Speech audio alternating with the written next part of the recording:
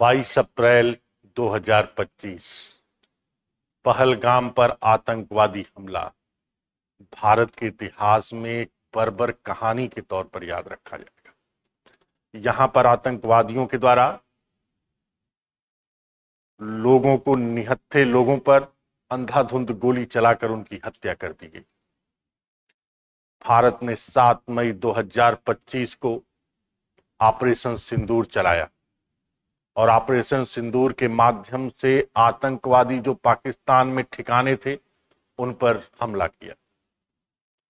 लेकिन ऐसे जब मैं ये बात बता रहा हूं तो मैं बहुत गर्वान्वित महसूस कर रहा हूं कि मैं एक भारतीय नागरिक हूं।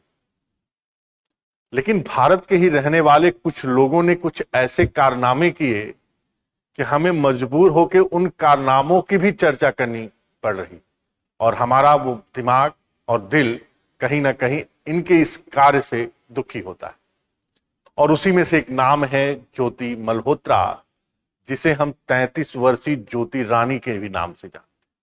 ये 33 वर्ष की एक महिला है। इन्होंने यूट्यूबर अर्थात जो ब्लॉगर है उस पर ब्लॉग का काम करती हैं और इसी के सिलसिले में वो पाकिस्तान की भी यात्रा की और अपने कार्यों के माध्यम से भारत में ऐसे ब्लॉग बनाए जिस ब्लॉग को लेकर पाकिस्तान के लिए एक पॉजिटिव का माहौल बनाया जाए।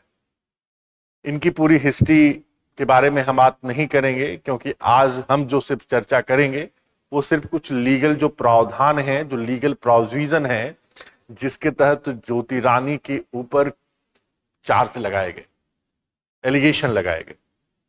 और उसमें से 2 एक्ट बहुत चर्चा में है। पहला जो है ऑफिशियल सीक्रेट एक्ट 1923 का जो है 1923 और दूसरा है भारतीय न्याय संहिता की धारा 152, सेक्शन 152।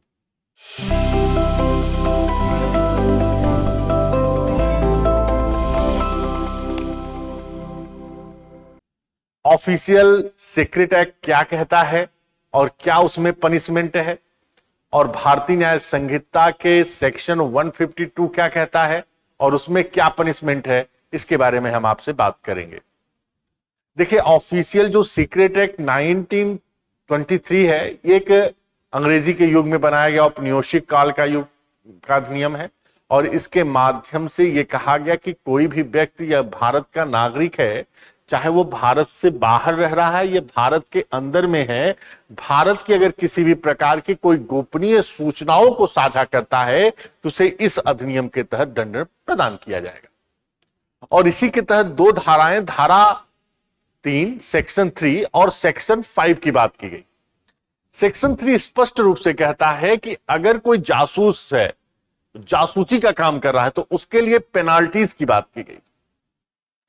फिर जासूसी का मतलब है कि भारत के हित अर्थात भारत के जो राष्ट्रीय हित के साथ किसी भी प्रकार से हमने कोई सूचना किसी अन्य राष्ट्र को प्रदान की तो सेक्शन 3 के तहत उसके लिए दंड की बात की गई। और यहां कहा गया कि यदि हम किसी भी प्रकार का मतलब कि चाहे हम किसी भी प्रकार से उस प्लेस के बारे में इंटर कर जाएं या तो किसी भी प्रकार से स्केच बनाएं या तो किसी भी प्रकार से हम प्लान दें, मॉडल दें, कुछ भी करें जिसके डिस्क्लोजर से भारत की जो सॉवरेंटी है, भारत की जो इंटीग्रिटी है, भारत के जो इंटरेस्ट है वो प्रभावित हो, तो ऐसी स्थिति में उसे 14 इयर्स तक का पनिशमेंट दिया जा सकता है। और अगर वो information, disclosure of the information arm force से रिलेटेड हो तो स्पष्ट रूप से कहा गया कि ये आपको वहां पर 14 साल तक की सजा अर्थात 14 इयर्स का इंप्रिजनमेंट दिया जा सकता है। सेक्शन जो 5 है ऑफिशियल सीक्रेट एक्ट का, वो कहता है कि अगर आप किसी भी प्रकार से रॉन्गफुल कम्युनिकेशन कर रहे हैं और रॉन्गफुल कम्युनिकेशन के अंतर्गत अगर कोई गलत सूचना दे रहे हैं और गलत सूचना से देश की संप्रभुता, देश की एकता एवं अखंडता प्रभावित हो रही है, तो ऐसी स्थिति में आपको यहां पर 3 इयर्स और विथ फाइन आपको दिया जा सकता है। तो ये आपका ऑफिशियल सीक्रेट है। सेक्शन 152 अब तो भारतीय न्याय संहिता क्या है, तो वो 152 जो भारतीय न्याय संहिता कहता है, act endangering sovereignty, unity and integrity of India. अगर किसी प्रकार से कोई कार्य राज्य की भारत की संप्रभुता एवं अखंडता से प्रभावित कर रहा है, तो ऐसी स्थिति में उस व्यक्ति को imprisonment for life, imprisonment which may extend to 7 years and can also be liable to the fine. अगर आप किसी भी प्रकार से कोई ऐसी सूचना जानबूझकर पर्पसली दे रहे हैं और ये जानते हुए दे रहे हैं कि ऐसी सूचना राष्ट्र की संप्रभुता एवं अखंडता को प्रभावित कर सकती है, तो सेक्शन 152 ऑफ भारतीय न्याय संहिता के तहत आपको दंड प्रदान किया जाएगा। और जो दंड है वो imprisonment of life which may extend कितना हो सकता है, 7 years and also be liable to fine की बात करता है। तो इसका मतलब है कि ज्योति रानी के द्वारा जो कृत्य किया गया, जो कार्य किया गया, वो कार्य बहुत ही गंभीर प्रकृति का है। और जहां पर ज्योति रानी के ऊपर जो आरोप लगे हैं, आरोप के तहत जो सजा है वो लाइफ इंप्रिजनमेंट तक की है।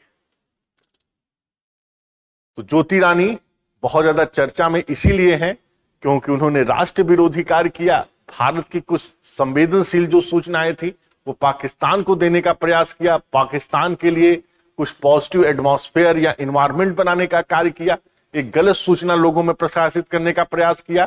तो इस एक्ट के तहत ऑफिशियल सीक्रेट एक्ट और भारतीय न्याय संहिता के अंतर्गत उनके ऊपर आरोप लगाया गया है और जिसकी जांच खुफिया एजेंसियों के द्वारा की जा रही है और उन्हें उचित रूप से इस पे दंड दिया जाएगा। ये क्या होगा इसके बारे में बाद में आप देखें। Thank you.